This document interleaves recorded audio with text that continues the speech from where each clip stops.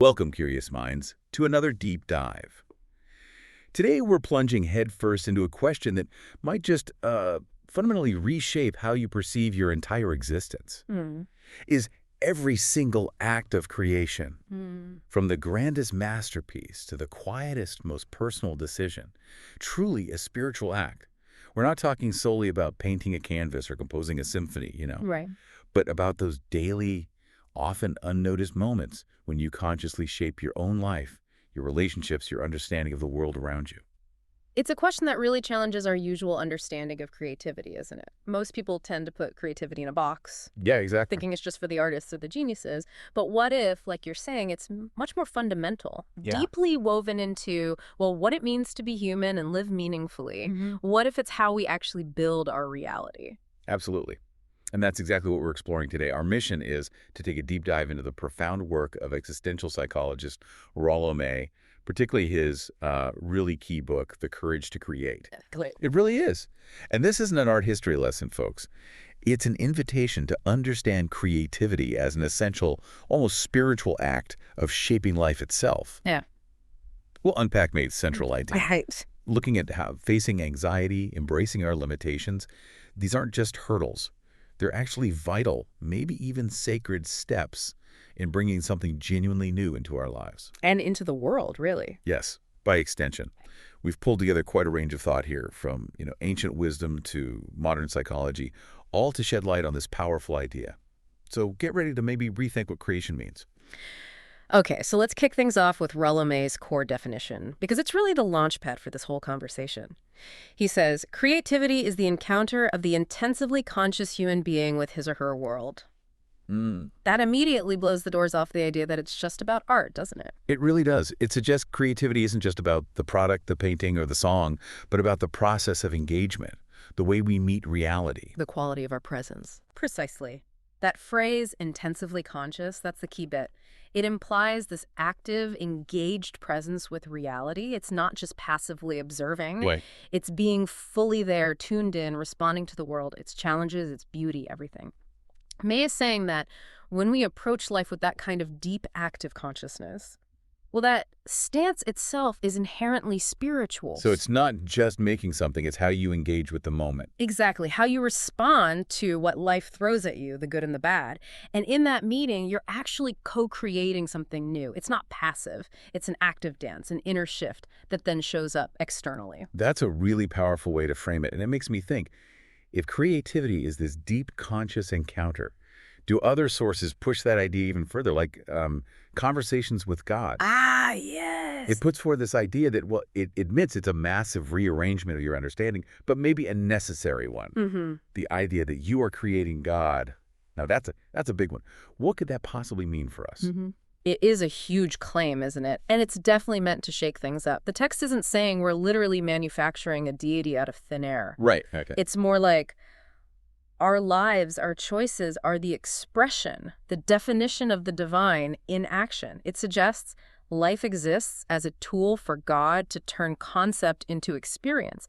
And importantly, for us to do the same. So we're mirroring that process. Exactly. If we're made in the divine image, then our job is to manifest divine qualities, to continually become and experience things like love, courage, wisdom.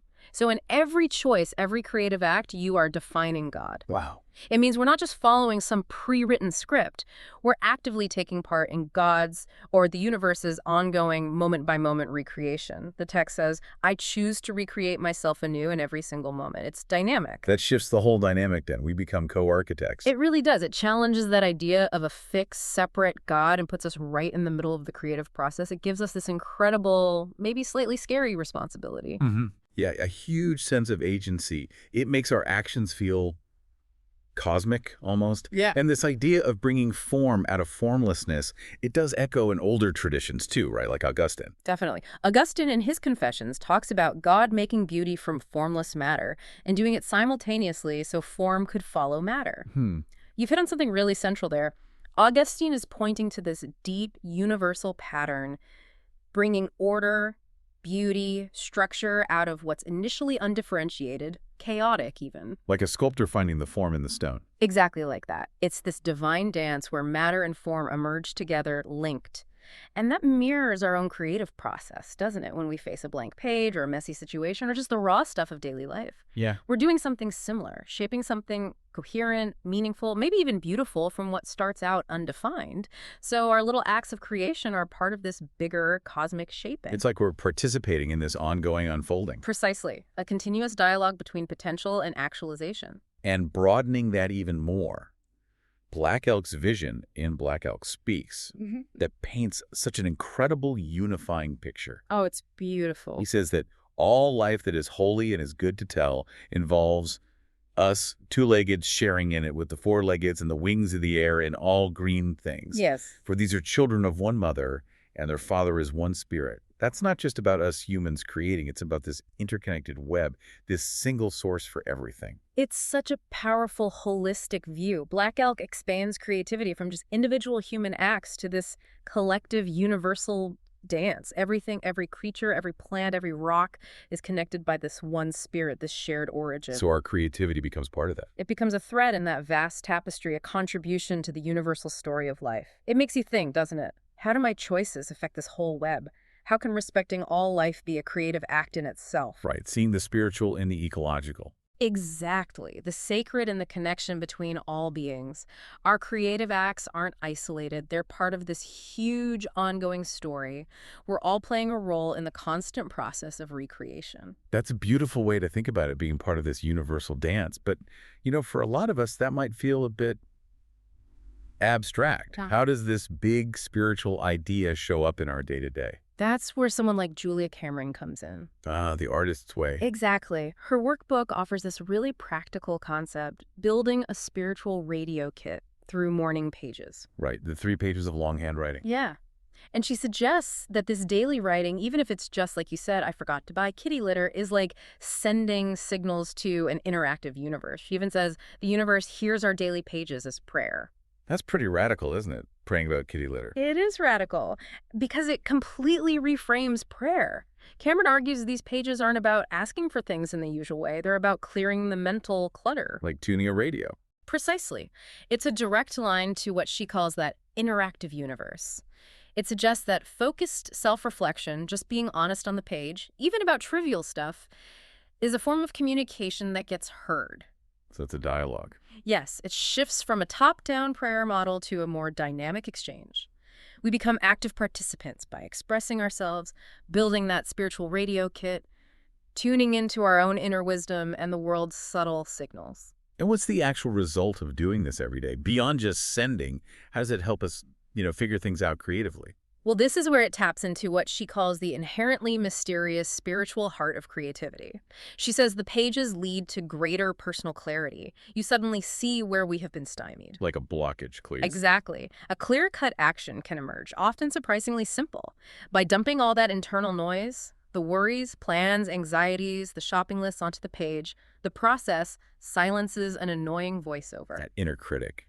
Or just the mental chatter. Both, I think. That voice that keeps us stuck. Once it's quieter, the mind can roam more freely, turn in more adventurous directions. It's not just problem solving, it's freeing up space for real insights to bubble up. So it's like clearing the channel. It's the spiritual act of acknowledging the mental junk, processing it, and then moving past it so you can actually encounter your world clearly, like May says.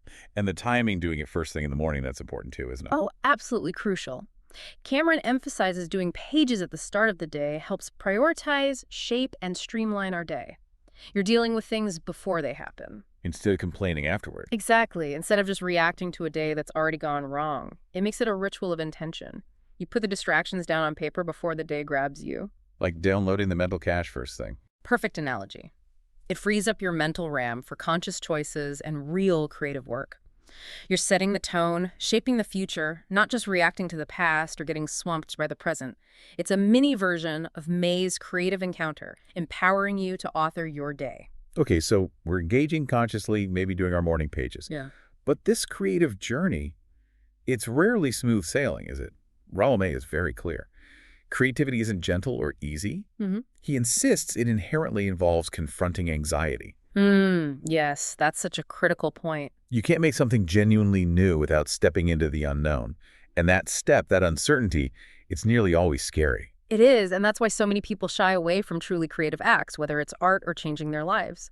We mistake comfort for progress. Right. May understood that anxiety isn't some obstacle to get rid of or medicate away. It's an integral, unavoidable part of the creative process. Like fiction. Exactly. It's the friction that sparks new ideas. It's the sign you're pushing boundaries, living the familiar, engaging with something truly new and uncertain. You have to tolerate, maybe even embrace, that discomfort of not knowing, of possibly failing. So the anxiety means you're actually on the right track, in a way. In a way, yes, it proves you're on the edge, venturing into the new. So if anxiety is inevitable, how do we work with it constructively, not let it shut us down? Marianne Williamson in For Turn to Love has this really interesting take.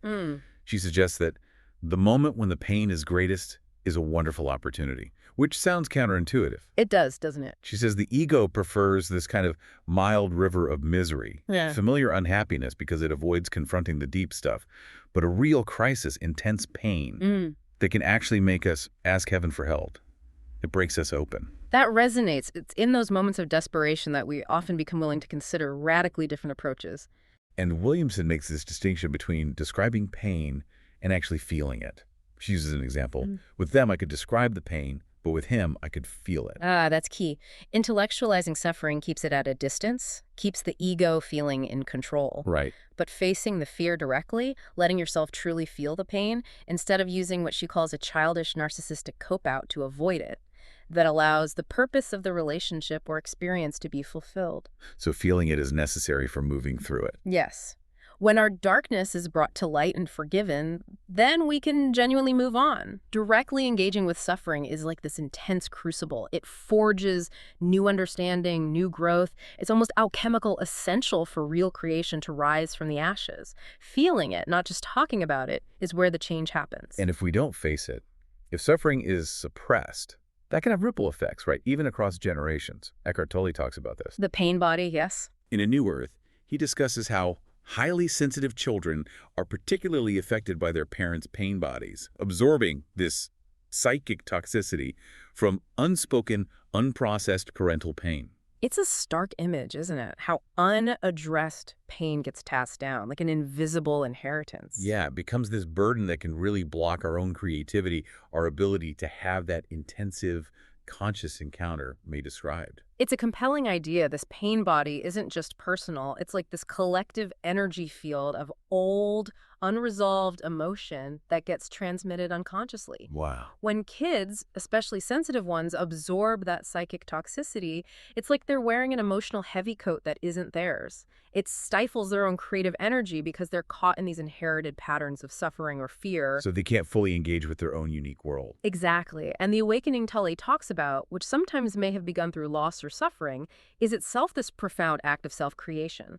It's consciously breaking free from those inherited chains. So confronting our own pain isn't just for us. It can also potentially heal these ancestral patterns, opening up creative possibilities for those who come after us. That really brings us into the territory of shame and vulnerability.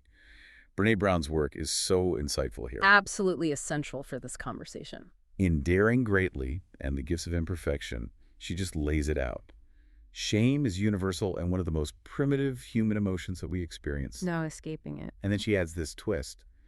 The only people who don't feel shame lack the capacity for empathy and human connection. So it's not a flaw, it's part of being human and connected. That universality is so crucial. It helps explain why we instinctively avoid vulnerability and why we resist the very anxiety May says is central to creation. Brown explains our deepest fear around connection is the fear of disconnection, the fear that something we've done or failed to do, something about who we are, has made us unlovable and unworthy of connection. That's deep, that primal fear. It is, and it drives us to hide, to pretend, to try and be perfect, build walls. But all those defenses, ironically, choke off real creativity, because creativity demands vulnerability, putting yourself, your imperfect self, out there. Shame tells you you're not enough, or what you make won't be enough. It's the ultimate creativity killer. So how do we fight back? If shame is this universal fear of disconnection, how do we get past it to find that creative courage? Brown talks about shame resilience. It's about understanding our vulnerabilities and cultivating empathy, courage, and compassion. And she gives that really human example of support during a crisis. Yes, it wasn't someone trying to fix her or cheer her up. No, it was someone who just listened and had the courage to share some of her own vulnerabilities with me. That sheer humanity, that brave vulnerability, that's where the strength comes from. That's it exactly. That ability to be vulnerable, lean into the discomfort, and receive empathy that's fundamental for facing the inner struggles may links to creativity. Without shame resilience, the anxiety of bringing forth something new, of daring to be seen, it's just paralyzing, So vulnerability leads to connection. both with ourselves and others. And that connection fuels genuine creativity. Embracing our whole selves, shadows and all, lets us approach what the mystics called the dark night of the soul. Ah, yes, the dark night. That sounds intense. It is. It's beautifully described by mystics like St. John of the Cross and St. Teresa of Avila. In Dark Night of the Soul, an interior castle. Right. They talk about aridities and trials where the spirit feels no sweetness, no comfort, no usual spiritual good feeling. Sounds like spiritual dryness. Exactly. A feeling of being abandoned, almost. But paradoxically, it's also a time when the soul derives strength and energy to act from the substance which this inward food gives it. There's this unseen nourishment happening. So it's not punishment? No, it's seen as a necessary stripping away, removing the spiritual comforts and attachments that actually keep us from a deeper, purer connection, whether that's with God or with our truest creative self. It's a profound inner cleanse. And the cloud of unknowing takes us further. It does. It calls it the dark night of the spirit, or night of the intellect. Described as a lacking of knowing that's actually above thought. You enter a plane of spiritual experience with which the intellect cannot deal. Like hitting a wall with your thinking mind. Precisely. It's like a dark mist between thee and the light thou aspirest to. It's not about being confused or failing to understand. It's about the intellect reaching its absolute limit. It forces a surrender of what we think we know. To make space for a different kind of knowing. Exactly, like staring into a fog, knowing something's beyond it, but you can't grasp it with your usual mental tools. That sounds incredibly difficult. For someone not living in a monastery, what might that feel like? How would you know you're in a dark night and not just, having a really rough patch? That's a really good question, because these experiences, while deeply spiritual, do have psychological echoes. Think of it like a profound creative block or crisis of meaning. Yeah. Psychologically, it might show up as deep disillusionment. What used to motivate you feels empty. You might feel drawn to be alone and in quietness without being able to think of any particular thing. Not depression, necessarily. Not necessarily clinical depression, though it can share symptoms. It's more this deep existential quiet. The usual noise, internal and external, just doesn't satisfy anymore. You're pulled inward, not to think actively, but just to be in that state of not knowing. And there's nourishment in that? Sometimes. In that stillness, when the soul is most at ease and freest from care, free from the ego's demands, a kind of delicate inward refreshment can happen. The emptiness itself becomes fertile ground, preparing you for something new. It's like an inner recalibration. So it's this deep internal purification, stripping away non-essentials. That's the idea. The mystics stressed that a superficial cleanse isn't enough. Both the spiritual and sensual parts of the soul need to be completely purged.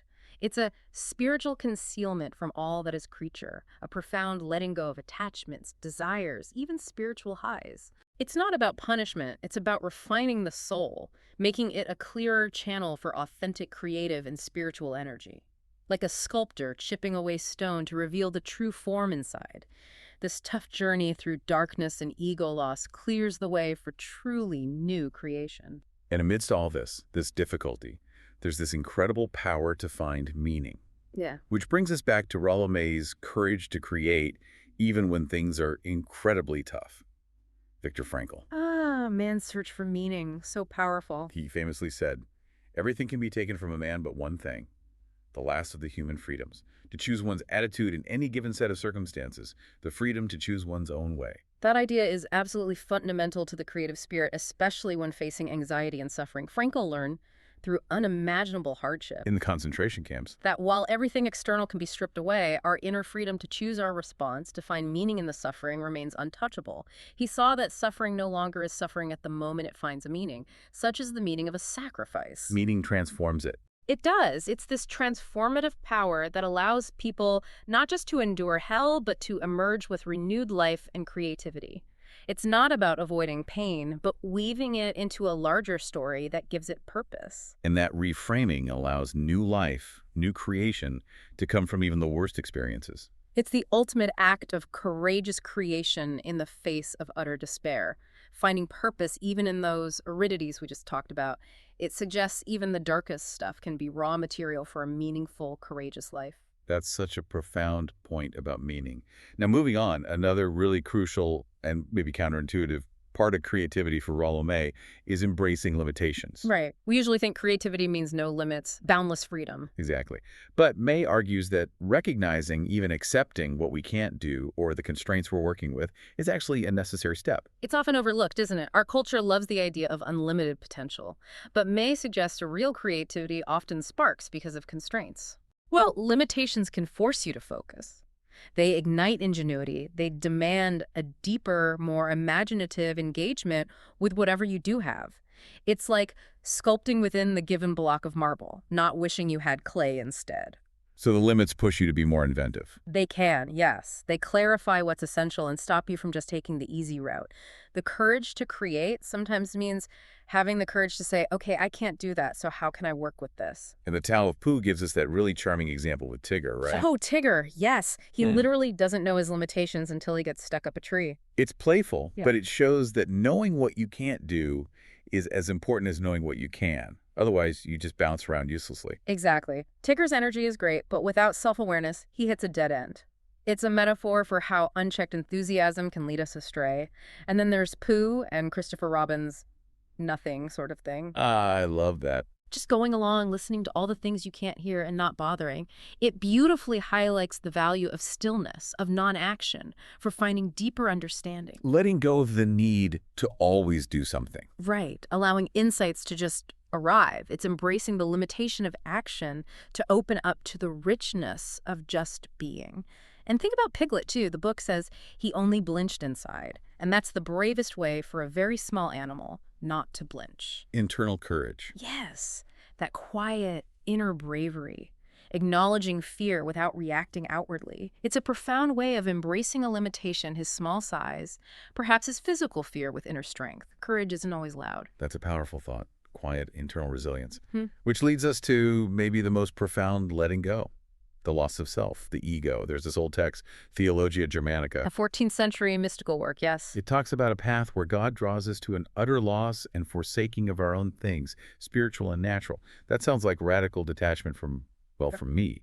It is a profound emptying, echoing that dark night idea. The text says, all self-will, I, mine, me, and the like, is lost. Gone. Not self-destruction, but dissolving that ego structure that's always seeking its own gain, its own way. A true lover of God, it says, seeks alone the honor of God and not his own, staying unshaken. Letting go of those self-centered desires that block real creation. Exactly. When the ego steps back, when that constant I, mine, me chatter dies down, a different, bigger, more universal creative impulse can flow through you. It's being a channel, not the source. Yeah. That emptying makes space for something greater. And this emptying, letting go of ego, it's central in many traditions, like Zen Buddhism. Oh, very much so. Zen emphasizes simplicity and meditation. The idea is that insight arrives naturally when the mind is free from other thoughts, words, prayers, and desire. Creating mental space. Yes. It teaches that the personal experience of emptiness matters more than anything else, even more than doctrines. It's about creating that fertile void for the new to arise. That emptiness in Zen isn't negative then, like a void. Not at all. It's more like a cleared field, ready for planting. Think of your mind like a messy desk. Zen meditation aims to clear off all the clutter, the thoughts, desires, prayers, leaving a clear space. So it's not nothing, it's cleared. Exactly. Cleared of distraction, ready for new work. Insight arrives naturally because the ego isn't trying to force it. That direct personal experience of emptiness is key. It's an unmediated encounter with reality, the source of creative insight. Which sounds a lot like the cloud of unknowing again, that intellectual humility, surrendering what we think we know. Absolutely. The cloud resonates strongly. It says your whole being must be set towards the object of his craving. Look that nothing live in thy working mind, but a naked intent stretching into God. A naked intent. And then it boldly states, of God himself can no man think. Which isn't about God being limited, but our minds being limited. Right. So the advice is to leave all that thing that I can think and choose to my love that thing that I cannot think. It's the ultimate surrender, letting go of the need to define or grasp the infinite with our finite minds. Approaching it with love and intention. in that space of unknowing. Exactly. Choosing what we cannot think. That's how we move beyond our limits, to touch something deeper. It's a profoundly creative act in itself, forging a new relationship with mystery. And Sam Harris, in Waking Up, offers a modern take on this with mindfulness, doesn't he? Right. Connecting it to that conscious encounter and letting go. He does. He defines mindfulness as a vivid awareness of whatever is appearing in one's mind or body thoughts, sensations, moods, without grasping at the pleasant or recoiling from the unpleasant. Not judging, just noticing. Right. He stresses it's about experiencing more clearly, not thinking more clearly about experience. That non-judgmental observation, just being with what is without the ego interfering. That sounds like a practical doorway to creative insight. It really does. It's cultivating that receptive emptiness. Harris says it's about attentive presence without getting hooked by attachment or aversion. We learn to see our inner stuff, thoughts, feelings, sensations, as just passing phenomena, not who we are. When we stop that constant grasping and recoiling, we free up so much mental and emotional energy. We can experience more clearly, see new connections that were hidden by all the mental noise. It's directly cultivating May's intensively conscious encounter. This state of clear awareness, inner peace, that's also a goal in the Yoga Sutras, right? Patanjali talks about the samadhi stage. Yes, describing it as an internal, private war in the battlefield of the mind and emotions. What a metaphor. It really is. The yogi aims for a decrease in the mind's many objectives and an increase of its tendency for one focus, which leads to a void in his own psyche where memory does not discharge ideas. What's that war about? And what's that void? The internal war is the struggle against the vrittis, the mind's constant chatter, fluctuations, distractions, thoughts, memories, desires, judgments. All the noise. Exactly. The battle isn't to violently suppress them, but to observe and gradually quiet them. The yogi trains the mind, usually through meditation, to settle on one point, a decrease in objectives, an increase of one focus. And the void. It's not empty nothingness or losing yourself. It's a space cleared of all that mental clutter, a state where memory does not discharge ideas because the mind isn't running on its old habitual tracks of association and projection. So it's undistorted perception. Yes, a focused, clear view of reality. It's the ultimate inner freedom, clearing the inner canvas so new, unconditioned insights can emerge. Pure consciousness, really, from which true creation can spring. Embracing mental limits to find boundless clarity. Ultimately, then, it comes down to self-purification. The responsibility is on us. The Dhammapada says it plainly. Such powerful words. By oneself is wrong done. By oneself is one defiled. By oneself wrong is not done. By oneself surely is one cleansed. Purity and impurity are in oneself alone. That ancient teaching really puts the agency squarely on the individual. It cuts through any idea that external forces are solely responsible for our inner state. No blaming others. Right. It's a strong call to personal responsibility. Our suffering, our blocks, often come from our own choices, our inner habits. But conversely, our clarity, our purity, our creative capacity, that's also cultivated from within. So the work is internal. It's about the discipline to create an inner environment where purity and clarity can thrive. This self-purification, letting go of ego, clutter, attachments, that's what lets us act with courage and bring forth something truly new instead of just repeating old patterns or being stuck in inherited pain. It's the ultimate creative self-authorship, shaping your inner world first. Okay, so we've journeyed through confronting anxiety, embracing limitations, this deep inner purification, and now we arrive at the heart of Rollo May's argument. The truly courageous act of bringing forth the new. Yes, the culmination. It takes real guts, doesn't it? Yeah. To step into the unknown and actually manifest something that wasn't there before, an idea, a piece of art, a whole new way of living. It absolutely takes profound courage. This bringing forth the new isn't just having a good idea, it's the manifestation, making it real. And that demands overcoming inertia, doubt, the comfort zone, the fear of what others will think. Making the internal external. Exactly. Taking that fragile, nascent concept and giving it form in the world. That's where the real vulnerability, the real courage lies. Stepping into the arena, like Brené Brown says, putting your creation out there knowing it might get shot down. And the spark for this newness, the insight, sometimes it comes unexpectedly, right? He talks about the mathematician Poincaré. Henri Poincaré, yes. Finding insights during periods of rest after his great labors. But May points out something crucial. The rest or regression only serves to release the person from his or her intense efforts and the accompanying inhibitions so that the creative impulse can have free rein. It's not just about taking a break. It's about the function of that release after intense focus. Right. It highlights this cycle in creativity. The hard work, the great labors are essential first steps. That deep immersion builds up psychic pressure, but also inhibitions. Like getting too close to it. Exactly. Then the rest, the stepping back, acts like a release valve. The conscious mind relaxes its grip, letting the subconscious process, synthesize, make unexpected connections. Without the ego directing things rigidly. Precisely. In that relaxed state, the creative impulse can have free rein, often popping up as that sudden aha moment. The brain consolidates, reorganizes, and presents a solution from a fresh angle. A new form emerges. May even shares his own story, doesn't he? About a whole new hypothesis about young working-class women just striking him out of the blue. Yeah, completely changing his theory. It's a perfect example. It shows how these breakthroughs can feel sudden, but they come after long periods of intense work and then letting go. Exactly. May's experience wasn't random. It was built on that foundation of intellectual struggle. Breakthrough felt instant, but it was the result of hours wrestling with the problem, followed by letting his mind work on it unconsciously. These revelations aren't magic. They're the payoff for sustained effort, plus the wisdom to step back. Like the universe sending a signal once the spiritual radio kit is tuned. Great connection, yes. And the courage isn't just getting the insight, but embracing it, even if it overturns everything you thought you knew. And once you have that vision, the courage to share it, to give it a wider meaning, that's another huge creative act. Black Elk's vision again. Such a powerful example. His goal wasn't just personal enlightenment. He wanted to share a story of all life that is holy, how the sacred hoop of my people was one of many hoops that made one circle. Wide as daylight and as starlight. And in the center grew one mighty flowering tree to shelter all the children of one mother and one father. He was creating this unifying narrative for everyone. It's a magnificent example of individual creativity serving a universal purpose.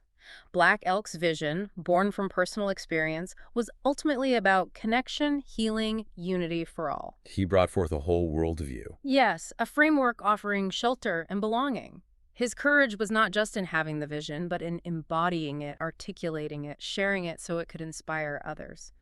Creating that shared narrative, that communal vision of interconnectedness, that's May's bringing forth the new on a grand world-shaping scale, taking personal insight and crafting it to nourish the collective. Connecting this to evolution, Pierre Teilhard de Chardin, in The Phenomenon of Man, talks about something irreversibly accumulating through the ages, transmitted collectively through education. Yes, and it's not just biological evolution he's talking about. Right, it's something more. It's precisely that something more. Chardin argued that as life evolves, there's this spiritual and intellectual accumulation alongside the physical. This something that's passed down isn't just DNA.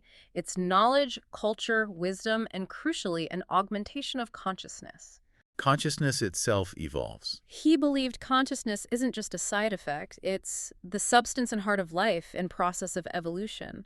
So from this perspective, creativity isn't just personal expression. It's a fundamental evolutionary force. Wow. It's constantly pushing consciousness forward, expanding what it means to be human, to be alive. Every act of courageous creation adds to this grand, unfolding cosmic awareness, elevating the collective spirit and intellect. We're not just making things, we're participating in the evolution of consciousness itself. Which brings us right back to that ongoing, maybe ultimate creative act. Yeah.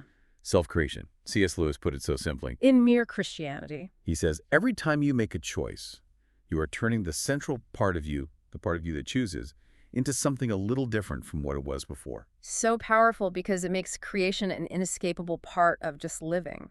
Every choice, what you say, do, how you respond, treat others, tend your inner world, it's all self-sculpting. Continuously shaping who you are becoming. Exactly. Your life isn't just happening to you. You're actively, constantly creating it. The courage to create, then, is the courage to make conscious choices about your character, your values, your path. Knowing each decision subtly changes that central part of you. It's the ongoing work of bringing forth the new you. An incredible responsibility, but also this amazing opportunity to consciously author your own existence. Yeah. And Conversations with God kind of wraps it all up, reiterating that we're always at choice as how God will be created now. The goal, it suggests, is to experience the grandest version of the greatest vision ever I had about who I am. Our lives are meant to create the template, serve as a model for the next level of human experience. It's a profound call to live consciously, intentionally, demanding we see every choice as creation, defining not just us, but contributing to the collective experience of existence. It elevates daily life to something sacred. A sacred duty and a magnificent privilege. The courage to create becomes fundamentally the courage to live authentically, purposefully, fully aware that you're a co-creator of your reality and, in a real way, a co-architect of the evolving divine experience. Daring to manifest that grandest version of yourself, knowing it contributes to that next level for everyone. #outro Iller. Wow. What an incredible journey we've taken today, really diving deep into the heart of creation and self-creation.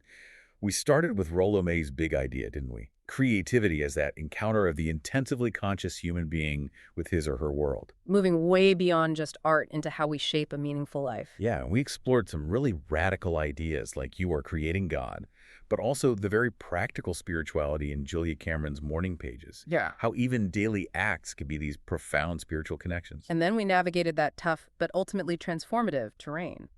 Anxiety and suffering, seeing them not as blocks, but as vital gateways. Right, Williamson on pain's wonderful opportunity, totally on the pain body, Brene Brown on shame and the courage of vulnerability. We even touched on the mystics' dark night of the soul, that spiritual stripping down that makes way for the new, and Frankl's incredible power of finding meaning through choice, even in suffering. Then we looked at the wisdom of embracing limitations, Tigger learning his bounds, that deep letting go in Theologia Germanica. And the liberation in releasing the ego, finding clarity through Zen, the cloud of unknowing, mindfulness, the discipline of yoga. Finally, we landed back at the courageous act itself, bringing forth the new.